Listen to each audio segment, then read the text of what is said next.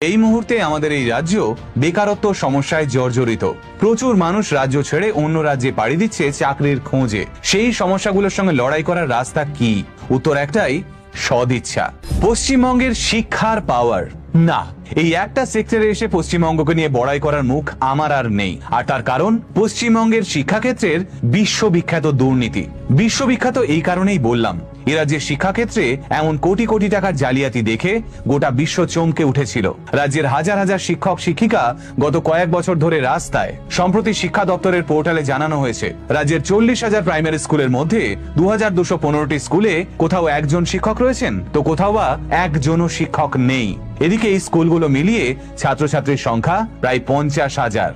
আমাদের রাজ্যে যে বিপুল পরিমাণে স্কুল, কলেজ, বিশ্ববিদ্যালয় ও শিক্ষা প্রতিষ্ঠান রয়েছে, সেখানে সঠিকভাবে শিক্ষক নিয়োগ হলে, সঠিক শিক্ষানীতি প্রয়োগ করলে আমরা ভারতবর্ষের সবচেয়ে শিক্ষিত রাজ্য হওয়ার দৌড়ে অনায়াসে নাম লেখাতে পারি। এই মুহূর্তে দেশের সবচেয়ে শিক্ষিত রাজ্য মিজোরাম।